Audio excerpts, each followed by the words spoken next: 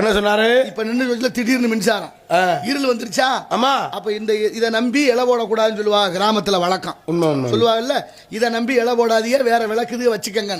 அந்த காலத்துல தீப்பந்தம் வச்சுக்கிட்டு இருந்துச்சு, வச்சுதான் உலகமெல்லாம் இயங்கி கொண்டிருந்தது. ஆமா. இன்னைக்கு விஞ்ஞான வளர்ச்சியில மின்சாரம் வந்துருச்சு.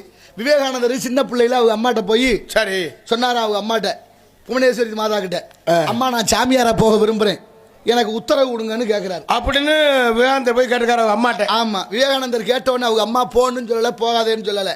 பக்கத்து அறையில ஒரு கத்தி இருக்கு, எடுத்துட்டு வாப்பான்னாங்களாம். சரி. அவர் போய் கத்தி எடுத்தாந்து கொடுக்குறாரு, வாங்கி வச்சுக்கிட்டு போன்ட்டார். இப்ப சாமியாரா போகணும்னு கேட்டாரு, அதை பத்தி அப்புறம் பேசுவோம் போங்கன்ட்டு. ஒரு 2 நாள் கழிச்சு திரும்ப வந்து கேட்கிறாரு, அம்மா நான் சாமியாரா போகணும், உத்தரவு கொடுங்க. அதே மாதிரி பக்கத்து அறையில ஒரு கத்தி இருக்கு, போய் எடுத்துட்டு வாப்பான்னா எடுத்தாந்து கொடுத்தாரு, வாங்கி வச்சுட்டு ஒண்ணுமே சொல்லல, போய் ஒண்ணுமே சொல்லல.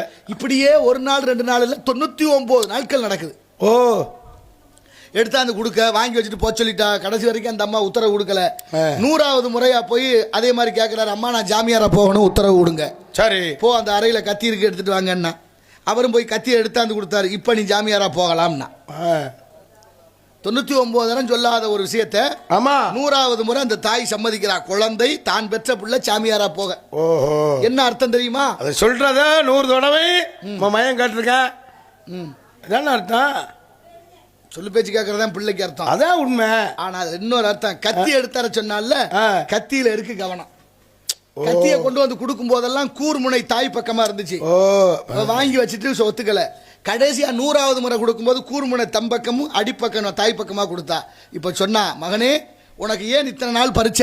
ஒரு சாமியாரா போறவன் தனக்கு பாதுகாப்பை ஏற்படுத்தாம மற்றவங்களுக்கு பாதுகாப்பா இருக்கணும். கத்தி உன் பக்கம் இருந்து உனக்கு என்ன நடந்தாலும் பரவாயில்ல, மற்றவங்களுக்கு பாதுகாப்பு இருக்கணும். அது இல்லாம நீ 99 முறையும் உன் பக்கம் பாதுகாப்பு வச்சுக்கிட்டு மற்றவர்களுக்கு கூர்பகுதியை வச்சா பாரு, அதுல உனக்கு தெளிவில்லை. தெளிவாகட்டும், இவ்வளவு நாள் வச்சேன்னாரு. அப்ப தெளிவும் பெரிய விஷயம் இல்லையா? சிந்தனையும் மயம் எவ்வளவுக்கு சுதாரிப்பா கவனமா இருக்கான்னு அது பெரிய விஷயம் இல்லையாது. பக்குவப்படுத்துறது. பக்குவப்பட்ட ஆன்மாக்கள் மட்டும்தான் இது புரியும். ஒரு நாள் பள்ளிக்கூடத்தில் ஆசிரியர் வரைபடத்தை, உலக வரைபடம் இருக்குல்ல, சரி, ஆங்கிலத்தில் அதுக்கு பேர் என்ன? மேப். பளிச்சுன்னு வருது பாருங்க, MAP. சரி, அந்த வரைபடத்துல வாத்தியார் கேட்கிறாரு, தம்பி ஐயா விவேகானந்தரை கூப்பிட்டு, சரி, இந்த மாநிலம் எந்த இடத்துல இருக்குன்னு. அவர் ஒரு இடத்தை காட்டுறாரு, இங்கதாங்கய்யா இருக்கு இந்த மாநிலம். இல்லேன்னு வாத்தியார் மறுக்கிறாரு. சரி, இல்ல அதுதாங்க நீங்க கேட்ட மாநிலம், இல்லேன்னு மறுக்கிறாரு. அதுதான் சொல்றாரு. கோவம் வந்து வாத்தியார் அடிக்கிறாரு, மாணவனை விவேகானந்தரை அடிக்கிறாரு. விவேகானந்தர் என்னதான் அடிச்சாலும் நீங்க அடிக்கிறதுக்காக நான் மாத்தி சொல்ல மாட்டேன், அதுதான் நீங்க கேட்ட மாநிலம் உறுதினாரு. சரி, அப்பவே வாத்தியார் புத்தகத்தை எடுத்து படிச்சு பாக்குறாரு, விரிச்சு பாக்குறாரு, பரிசோதனை